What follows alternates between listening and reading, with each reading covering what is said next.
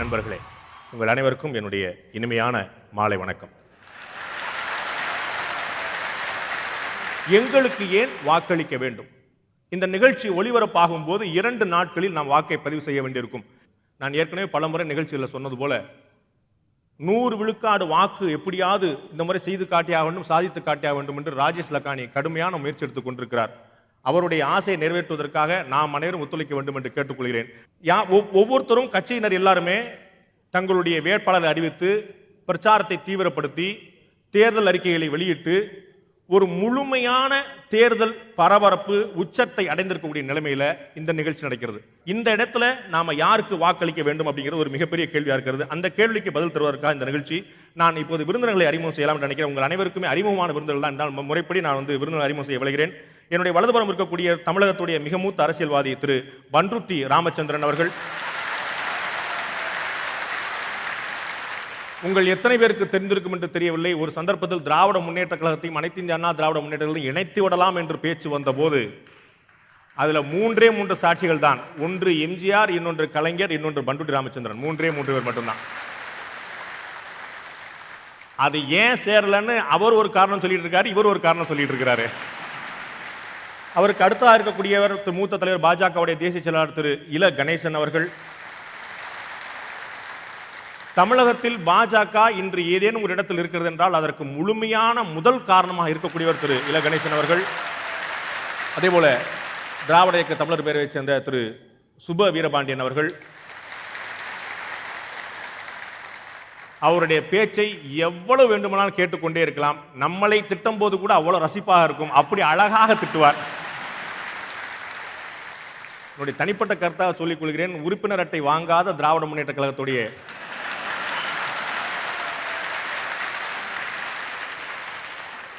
அதே போல எனக்கு இடது பக்கம் இருக்கக்கூடிய வாசுகி அவர்கள் மிகப்பெரிய தமிழக அரசியல்ல, ஏன் இந்திய அரசியலே பெண்கள் மிகவும் அரிதாக இருக்கக்கூடிய காலங்களில் ஒரு உண்மையான கள போராளியாக, ஒரு உண்மையான பெண்ணியவாதியாக இன்னமும் களமாடி கொண்டிருப்பவர் வாசுகி அவர்கள். அதே போல பாட்டாளி மக்கள் கட்சி சார்பாக அருள் வந்திருக்கிறார். சிதம்பரம் சட்டமன்ற தொகுதியுடைய தற்போதைய வேட்பாளரும் கூட. பசுமை தாகம் இயக்கம் சார்பாக வந்திருக்கார். நிறைய எழுதக்கூடியவர், நிறைய படிக்கக்கூடியவர். நம் அனைவருக்கும் அறிமுகமான வித்தியாசமான ஒரு களத்தில் இருக்கக்கூடிய நடிகர் ராஜா கிருஷ்ணமூர்த்தி நாளைக்கூடிய கிட்டி அவர்கள். அவருக்கும் இந்த மேடைக்கும் என்ன சம்பந்தம் என்று உங்களுக்கு தோணலாம். வேளச்சேரியுடைய சட்டமன்ற உறுப்பினராக போட்டியிட்டுக் கொண்டிருக்கிறார், சட்டமன்ற வேட்பாளராக போட்டியிட்டுக் கொண்டிருக்கிறார். முழுமையாக அரசியல் ஈடுபட்டு ஒரு மாற்று அரசியல் வேண்டும் என்று தீவிரமாக உண்மையிலே சிந்திக்கக்கூடியவர், திரையில் மட்டுமே நடிக்கக்கூடியவர் திரு ராஜா கிருஷ்ணமூர்த்தி அவர்கள். நேரடியாக நண்பர்களே, நான் நேரக்குறைவு காரணமாக நேரடியாக நிகழ்ச்சிக்கு செல்லாமல் என்று நான் நினைக்கிறேன். ஏன் எங்களுக்கு வாக்களிக்க வேண்டும் என்ற தலைப்பில் முதல் சுற்றை துவக்குவதற்காக மூத்த அரசியல் தலைவர் திரு பண்ருட்டி ராமச்சந்திரன் அவர்களை அழைக்கிறேன். ஏன் அனைத்து இந்திய அண்ணா திராவிட முன்னேற்ற கழகத்திற்கு வாக்களிக்க வேண்டும் என்பதற்கான கருத்துக்களை சுருக்கமாக கூற விரும்புகின்றேன். பன்மை சமுதாயத்திலே அரசியல் பொதுவாக இருக்க வேண்டும். அது ஜாதியையோ மதத்தையோ அல்லது இனத்தையோ மொழியை வைத்து அந்த மக்களை பிரிக்கின்ற தன்மையில் இருக்குமானால் அங்கு அமைதி இருக்காது. இன்றைக்கு அனைத்து இந்திய அண்ணா திராவிட முன்னேற்ற கழகத்தை பொறுத்தவரை அது எல்லோருக்கும் ஒரு பொதுவான அரசியல் இயக்கமாக இருக்கிறது. அப்படி ஒரு இயக்கமாக அனைத்து இந்திய அண்ணா திராவிட முன்னேற்ற கழகம் இருக்கின்ற காரணத்தினாலே தான் வட சென்னையிலே இருந்து தென்குமரி வரை இரட்டை இலை சின்னத்திலேயே போட்டியிடுகின்ற வாய்ப்பை அந்த இயக்கம் பெற்றிருக்கின்றது. ஒரு காலத்திலே புரட்சி தலைவர் எம்ஜிஆரை மலையாளி என்று பேசியவர்கள் உண்டு. ஆனால் இந்த நாட்டு மக்கள் அதை ஏற்றுக்கொள்ளவில்லை. கன்னடராக பிறந்த தந்தை பெரியார் அவர்களை இந்த நாட்டு மக்கள் தந்தையாக ஏற்றுக்கொண்டிருக்கின்றார்கள். ஏன் நம்முடைய தலைமுறையிலேயே கூட கர்நாடகத்திலே பிறந்த மராட்டியரை நாம் சூப்பர் ஸ்டாராக ஏற்றுக்கொண்டிருக்கின்றோம் என்று கருதுகிற பொழுது யாதும் ஊரே யாவரும் கேளீர் என்பது வெறும் கூற்று அல்ல. அதேபோன்று ஜனநாயகம் என்றால் அது சம உரிமை, சமத்துவம், சம வாழ்வு, சம வாய்ப்பு இவைகளை கொண்டதாக இருக்க வேண்டும். அதைத்தான் நம்முடைய புறநானூறு கூறுகிறது. மூத்தோன் வருகை என்னாது அறிவுடையோனார் அரசும் செல்லும் என்று புறநானூறு கூறுகிறார். அந்த காலத்திலேயே இவர் தான் மூத்தவர், இவருக்கு தான் பதவி என்பதல்ல, யார் அறிவுள்ளவரோ ஆற்றல் உள்ளவரோ அவர்கள் மேல் அரசு செல்லும் என்று மெரிட்டாக்ரஸியை புறநானூறு கூறுகிறது. அதைப் போல அதிமுக கழகத்தை பொறுத்தவரையிலே சம வாய்ப்பு உண்டு. ஒரு யார் வேண்டுமானாலும் சட்டமன்ற உறுப்பினராகலாம், யார் வேண்டுமானாலும் அமைச்சராகலாம், அமைச்சராக இருப்பவர் சாதாரணமாக ஆகலாம். இப்படி யாரும் எந்த பொறுப்புக்கும் வருவதற்கு கூட வாய்ப்பு எங்கே இருக்கிறது என்றால் அதிமுக கழகத்திலே தான் இருக்கிறது. அதான் நானே சொல்ல நினைச்சேன். அமைச்சர்கள் 2 வரிசை, முன்னாள் அமைச்சர்கள் 4 வரிசை. ஆமாம். ஆகையினாலே இதர அரசியல் கட்சிகளை பற்றி நான் குறை சொல்வதாக கருத வேண்டாம். ஆனால் அங்கே அரசியல் தலைவர் வீட்டிலே பிறந்தால்தான் ஒரு பிரதமராக ஆக முடியும், முதலமைச்சராக ஆக முடியும் என்கிற நிலை வறுமையானால் சம வாய்ப்பு எங்கே இருக்கிறது, ஜனநாயகம் எங்கே இருக்கிறது? அந்த வகையிலே மாண்புமிகு புரட்சித் தலைவி அம்மா அவர்களை பொறுத்தவரையிலே கூட ஒன்றை சொல்ல விரும்புகிறேன். She has no private life. He who makes history has no private life என்பார். அதை போன்ற ஒரு தலைவரையும் இன்றைக்கு அனைத்து இந்திய அண்ணா திராவிட முன்னேற்றக் கழகம் பெற்றிருக்கின்றது. இன்னொன்றும் சொல்லுகிறார்கள், ஏராளமாக இலவசங்களை வாரி வழங்குகிறார்கள் என்று சொல்கிறார்கள். ஒன்று மட்டும் சொல்ல விரும்புகின்றேன். அமெரிக்காவுக்கு அன்னை தெரசா அவர்கள் சென்றபொழுது அங்கே இருந்த நிருபர்கள் கேட்டார்கள், நீங்கள் மீனை கொடுப்பதற்கு பதிலாக மீன் பிடிக்கின்ற தூண்டில் ஏன் கொடுக்கக்கூடாது? Why don't you give fishing rod instead of fish என்று. அன்னை தெரசா அவர்கள் குறிப்பிட்டார்கள், நீங்கள் சொல்வது சரிதான், ஆனால் இந்தியாவிலே இருக்கிற ஏழைகளை பற்றி உங்களுக்கு தெரியாது. அங்கே நாம் மீனும் கொடுக்க வேண்டும், மீன் பிடிக்க கற்றுக் கொடுக்கிற தூண்டிலும் கொடுக்க வேண்டும் என்று அவர்கள் அங்கே பதில் சொன்னார்கள். ஏன் இதை குறிப்பிடுகிறேன் என்றால், இலவச திட்டங்கள் என்று கருதுகிற பொழுது நாம் ஏதோ அதை ஏளனமாக கருதுகின்றோம். நினைத்து பாருங்கள், காலையிலே வேலை கிடைத்தால்தான் அன்றைய வாழ்நாள் அவனுக்கு என்கின்ற நிலைமையிலே அவன் தெருவிலே வந்து உட்கார்ந்து யாராவது வேலைக்கு நம்மை கூப்பிட மாட்டார்களா என்று கருதுகிற பொழுது யாரும் அழைக்கவில்லை என்றால் அவனுடைய காலம் எப்படி? அவனுக்கு இலவச அரிசி தேவையில்லையா? ஆகவே ஏழை மக்களுக்கு, ஏழை எளியவர்களுக்கு இலவசங்கள் என்பது அது ஏதோ தவறானது என்கின்ற ஒரு கருத்து பொதுவாக பரப்பப்படுகிறது. இதை பறக்கின்றவர்கள் ஆதிக்க சக்திகளாக இருக்கின்றவர்கள் தான் என்பதையும் நான் சொல்ல விரும்புகிறேன். இப்போ சார்ந்த இலவச திட்டங்களை எல்லாம் போட்டி போட்டுக்கொண்டு அறிவிக்கின்றார்கள் என்று சொல்கிறார்கள். அதனாலே கடன் ஏராளமாக ஆகிறது என்கிறார்கள். கடனை பற்றி அறிஞர் அண்ணா ரொம்ப அழகாக சொன்னார். கடன் வாங்குவது தவறல்ல. கடன் வாங்கி காராம்பசுவும் கன்றும் வாங்கினேயானால் அந்த பாலை கறந்து நீயும் குடித்து மற்றவர்களுக்கும் கொடுத்து வருகின்ற லாபத்திலே அந்த கடனை அடைப்பது ஒரு வகை. இன்னொரு வகை, கடனை வாங்கி அல்சேஷன் நாய் வாங்கி அதற்கு பிஸ்கட் வாங்கி போடுவதற்கு மேலும் கடன் வாங்கினால் அதுதான் தவறு. ஆகவே கடன் வாங்குவதே தவறல்ல. இயல்புல ஒரு சந்தேகம் வரும். தமிழக அரசுடைய தனிப்பட்ட கடன் தொகை 2,04,000 கோடி போயிடுச்சு. தமிழக அரசுடைய பொதுத்துறை நிறுவனங்களை சேர்த்து கடன் சேர்த்தா 4 லட்சம் கோடிக்கு மேல போயிடுச்சு. இந்த 4 லட்சம் கோடி ரூபாயில முதலீடை மீட்டெடுக்கும் வகையிலான கடன் தொகை எவ்வளவு அப்படின்னு சொல்லி ஏதாவது தெரிஞ்சா நல்லா இருக்கும். அது என்னிடத்திலே தற்போது அந்த விவரம் இல்லை. ஆனால் பொதுவாக சொல்லுகிறேன். பொதுவாக 4 லட்சம் கோடி கடன், 3 லட்சம் கோடி கடன் என்கிறார்கள். இன்றைக்கு உலக நாடுகளிலே இப்போ ஜப்பானை எடுத்துக்கொண்டால் 178% அவர்கள் ஜிடிபியிலே கடன் வாங்குகிறார்கள். அது தவறல்ல. இன்னொன்றும் சொல்ல விரும்புகிறேன். இலவச திட்டங்களை கொடுக்கிற பொழுது ஏற்படுகின்ற அதற்கு அந்த வருவாய், அந்த செலவுக்கு நீங்கள் என்ன செய்வீர்கள் என்கிறார்கள். அரசிலே 16 ஆண்டு காலம் அமைச்சராக இருந்தவர் என்ற முறையிலே சொல்லுகின்றேன். அரசு என்பது வெறும் வருவாயை மட்டும் பெருக்குவதல்ல, செலவையும் குறைக்கலாம். அவாய்டபிள் அண்ட் வேஸ்ட்ஃபுல் எக்ஸ்பெண்டிச்சர் என்பார்கள். ஆக வருவாயைத்தான் பெருக்க வேண்டும், ஆகவே வரியை உயர்த்த வேண்டும், கட்டணத்தை உயர்த்த வேண்டும் என்பதல்ல. ஒரு அரசு செய்கின்ற செலவை சிக்கனமாக செய்தோமையானால் அதிலேயே நாம் அந்த மிச்சத்தை பிடிக்க முடியும் என்பதையும் நான் இந்த நேரத்தில் சொல்லிக்கொள்ள விரும்புகிறேன். 100 யூனிட் இலவச மின்சாரம் என்றால் அது உண்மையிலேயே சாதாரண குடிசைகளிலே இருக்கின்றவர்களுக்கு, ஏழை எளியவர்களுக்கு அது ஒரு வசதி. அவர் அனாவசியமாக மின்சார வாரியத்திற்கு போய் கட்டணம் கட்ட வேண்டிய அவசியமில்லை. அதுக்கு பில்லு போட்டு அதற்காக ஆகின்ற செலவுகளும் குறைவு. இன்றைக்கு பெண்களுக்கு ஒரு ஸ்கூட்டரை கொடுப்பதில் அதில் 50% அரசாங்கம் ஏற்றுக்கொள்வது அது என்னவோ மிகப்பெரிய செலவு என்கிறார்கள். அல்ல, அது ஒன் டைம் கேபிட்டல் எக்ஸ்பெண்டிச்சர். ஒரு தடவை தான் ஸ்கூட்டர் வாங்குவார்கள், தினம் வாங்குவதல்ல. நீங்கள் எல்லாவற்றையும் எடுத்து பார்த்தீர்களேயானால் மொத்த வரவு செலவு திட்டத்திலே அது மிக மிக குறைவு. கேட்டால் வியப்படைவீர்கள். இந்த நாட்டிலே இருக்கிற தொழிலதிபர்களுக்கு நாட்டுடைமையாக்கப்பட்ட வங்கிகள் உள்பட கொடுத்த வாரா கடன்கள் 8.5 லட்சம் கோடி. அதோடு மட்டுமல்ல, ஆண்டுதோறும் மத்திய அரசுக்கு வரவேண்டிய வருவாயில் வரி சலுகைகள், இன்கம் டேக்ஸ், கார்பரேஷன் டேக்ஸில் வரி சலுகைகள் 5 லட்சம் கோடிக்கு மேல். அது அவர்கள் ஊக்கப்படுத்துவதற்காக தருகிறார்கள் என்கிறார்கள். இது இவர்கள் வாழ வைப்பதற்காக தருகின்ற இந்த உதவித்தொகையை என்ன காரணத்தினாலே குறை என்று சொல்கிறார்கள்? தமிழ்நாட்டு மக்களை பொறுத்தவரையிலே ஏழை எளிய மக்களும் கைதூக்கிவிட வேண்டும் என்கின்ற உயர்ந்த குறிக்கோளை உடையவர்கள். அந்த குறிக்கோளை உடைய இயக்கம்தான் அதிமுக கழகம். ஆகவே அதிமுக கழகத்தை மறவாதீர்கள். இரட்டை இலை சின்னத்திலே எங்களுக்கு வாக்களித்து வெற்றி பெறச் செய்யுங்கள் என்று வேண்டி உரை முடிக்கிறேன். வணக்கம்.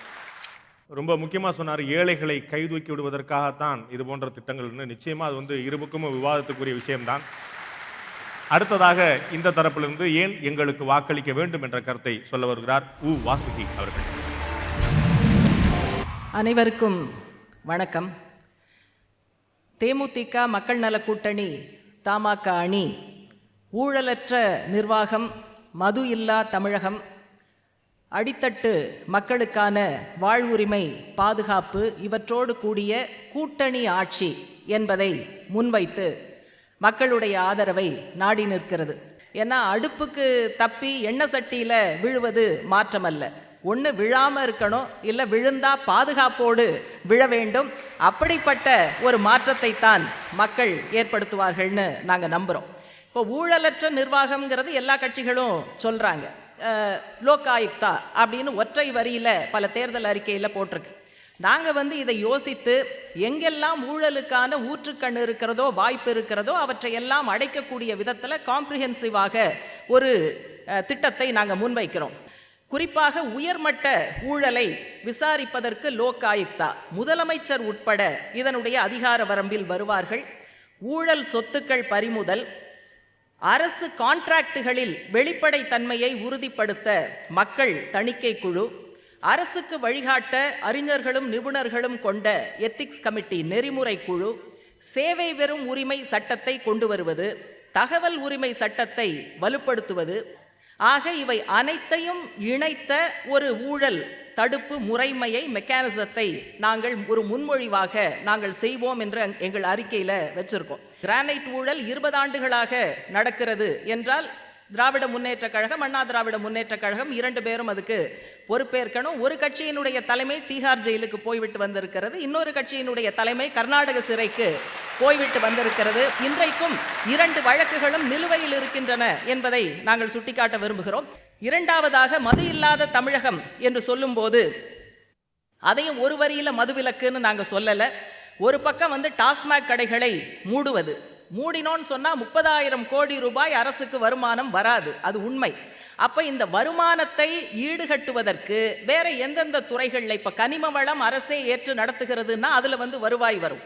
பதிவுத்துறை முறையாக நடந்தால் அதிலிருந்து மிகப்பெரிய வருவாய் வரும். இப்படி பல துறைகளில் நம்மால் வருவாயை ஏற்படுத்த முடியும் என்பதையும் நாங்கள் அறிக்கையில் சுட்டிக்காட்டியிருக்கோம். இலவசங்கள் குறித்து பேசப்பட்டது, அது இலவசம் அல்ல. ஏன்னா யாருடைய வீட்டு சொந்த பணத்திலிருந்தும் அதெல்லாம் வழங்கப்படலை, அது மக்களுடைய வரிப்பணத்திலிருந்து வருகிறது. அது கொடுக்கறதுல தப்பில்லை. ஆனால் பிரச்சனை என்னன்னா அதை கொடுப்பதோடு விஷயத்தை முடித்து விடுகிறார்கள் என்பதுதான் சிக்கல். எது காசு இல்லாமல் கிடைக்கணும்?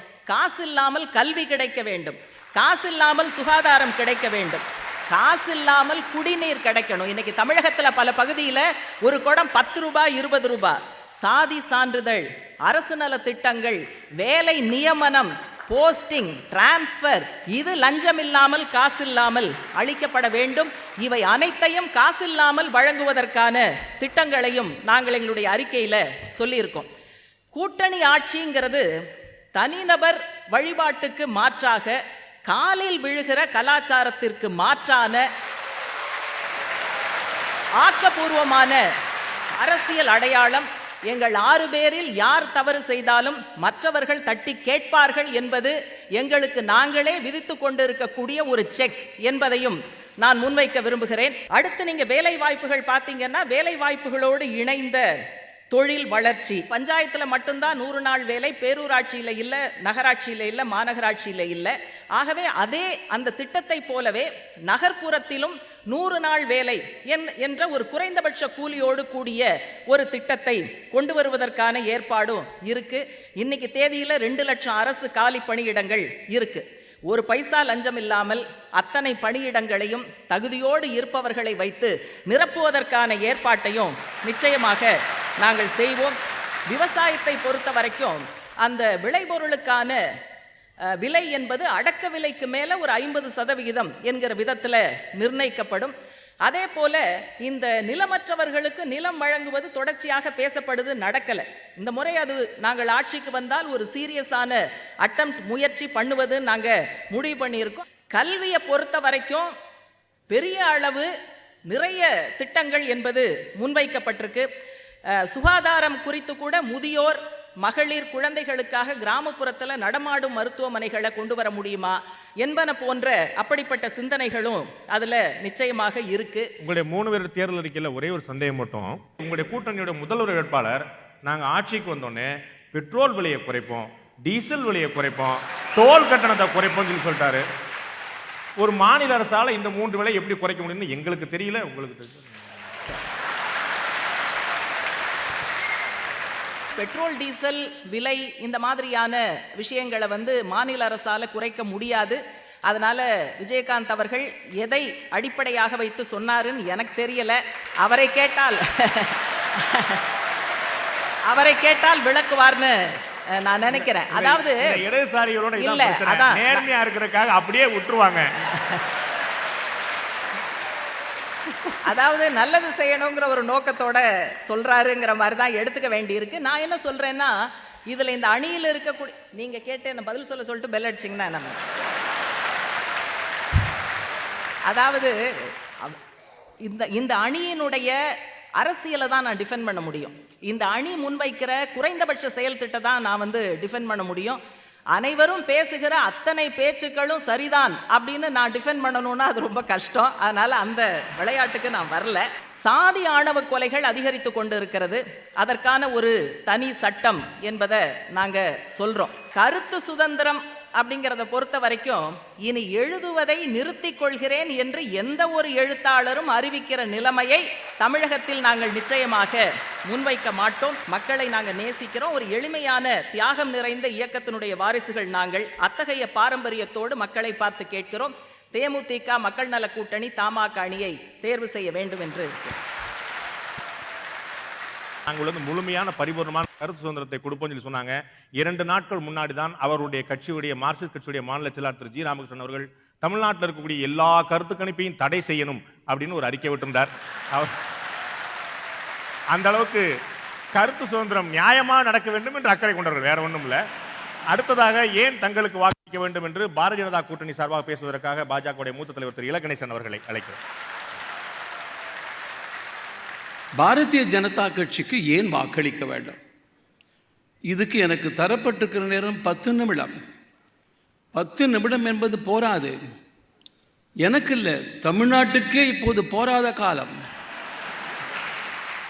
அதனால் இந்த சூழ்நிலையில் விரிவாக சொல்ல நேரமிட்டாவிட்டாலும் மற்றவர்களை பற்றி விமர்சனம் செய்யாமல் நேரடியாக விஷயத்துக்கு வருகிறேன்.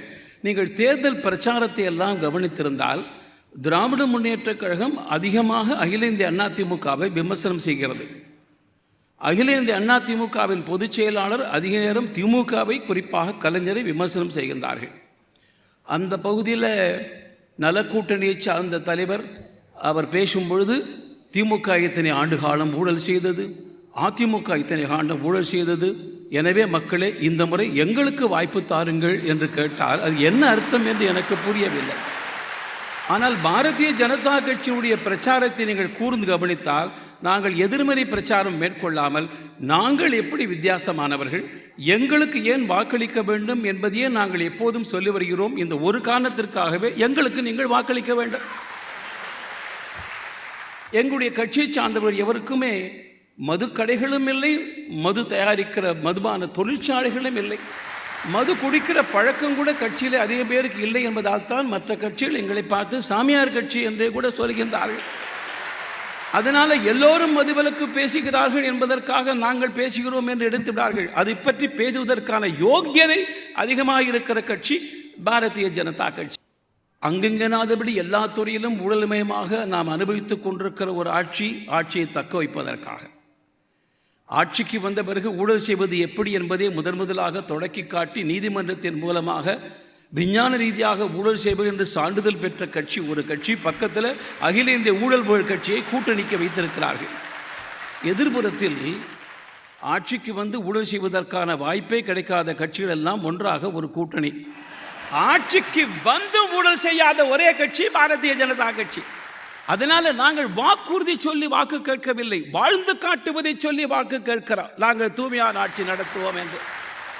இந்த கட்சியிலே தன்னுடைய அண்ணனுக்கு துணையாக ரயில் நிலையத்திலே தேநீர் விற்று கொண்டிருந்த ஒரு சிறுவன் பாரத நாட்டுக்கு பிரதமராக வர முடியும். குடும்ப அரசியல் பின்னணி இல்லாத ஒரு கட்சி பாரதிய ஜனதா கட்சி. இது மற்ற கட்சியில் ஒரு கட்சி எனக்கு குடும்பமே இல்லை என்று சொன்னாலும் கூட எந்த குடும்பம் பின்னணியில் இயக்குகிறது என்று தமிழ்நாட்டுக்கு தெரியும். வேறொருவர் குடும்பம் இல்லை என்று சொல்லவே முடியாத அளவுக்கு மிகப்பெரிய குடும்பத்தை சார்ந்த குடும்பத்தார். ஆனால் புதிதாக நாங்கள் வித்தியாசமான கலாச்சாரம் தருவதாக சொன்னார்களே, அவர்கள் யார் முதலமைச்சர் என்று அறிவித்து விட்டார்கள். பின்னால் ஒரு நாள் கூட்டத்தில் ஒரு அறிவிப்பு வருகிறது, மேடையில் நீங்கள் கவனித்தீர்களா இல்லையா என்று தெரியாது. இவர் துணை முதலமைச்சர், இவர் கல்வி அமைச்சர், இன்னும் வேறு சில அமைச்சர்கள் எல்லாம். அதில் கவனிக்க வேண்டியது என்ன தெரியுமா? அறிவித்தது யார் தெரியுமா? முதலமைச்சர் அல்ல, மச்சினன். நம்ம கூட பேச்சுவார்த்தை நடத்தின மச்சினர், கூட்டணி பேச்சு. அந்த அறிவித்த மச்சினர் கூட்டணி பேச்சுவார்த்தைக்கு துணை நின்ற மச்சினர். வேற ஒன்று அறிமுகப்படுத்தின யாரை சொல்றீங்க? இல்லையா,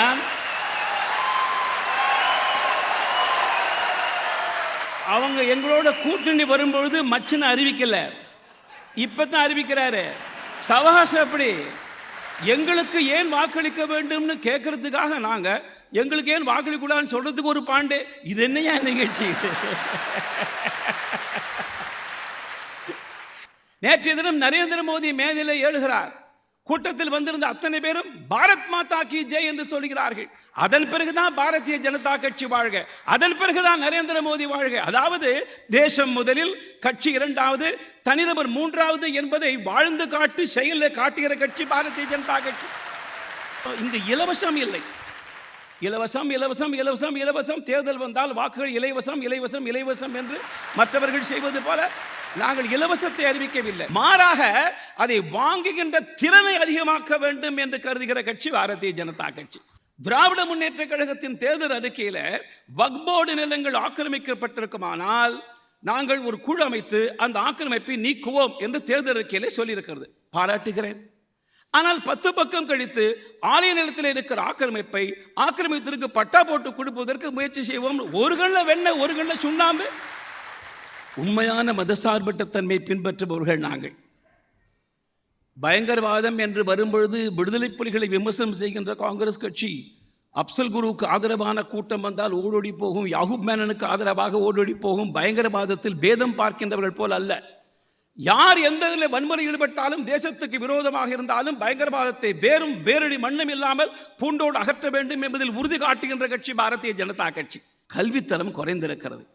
நாங்கள் சொல்கின்றோம், இந்த கல்வித்தரத்தை சிபிஎஸ்இக்கு நிகரான ஒரு கல்வி தமிழ்நாட்டு எல்லா கல்வி நிலையிலும் தர வேண்டும் என்றும், 1ஆம் வகுப்பு முதல் 5ஆம் வகுப்பு வரை தமிழ்தான் போதனா மொழியாக இருக்க வேண்டும், தாய்மொழி கல்வி வேண்டும் என்பதையும், அதே நேரத்தில் தமிழ் அல்லாத பிற இந்திய மொழி கற்பதற்கு யாரேனும் மாணவர்கள் விரும்பினால் அதற்காக தனி வகுப்பு நடத்துவதற்கும் ஏற்பாடு செய்ய வேண்டும் என்று சொல்கின்ற கட்சி பாரதிய ஜனதா கட்சி.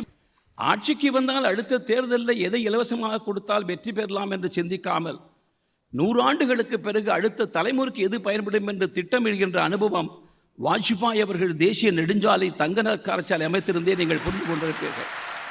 டிஆர்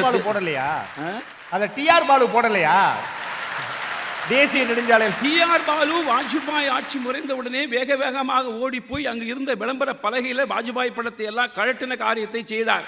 நான் சொல்கிறேன், குறித்துக் கொள்ளுங்கள். இன்னும் 100 ஆண்டுகளுக்கு பிறகு அந்த சாலையிலே பயணம் செய்கின்ற ஒரு அப்பன் தன் மகனிடத்திலே சொல்வான், இந்த சாலை யார் போட்டா தெரியுமா? வாஜ்பாய் என்ற ஒரு மகான் இருந்தார், அவர் போட்டான்னு சொல்வான ஒழிய டிஆர் பாலு பெயரை அடுத்த தலைமுறை கூட சொல்லாது.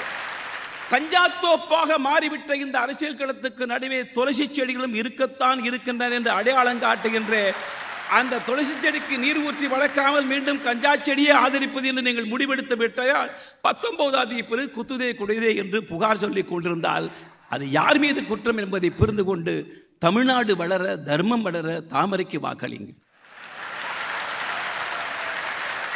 பிற கட்சிகள் பற்றி எந்த விமர்சனமும் செய்ய மாட்டேன் என்று சொல்லி துவக்கினார்.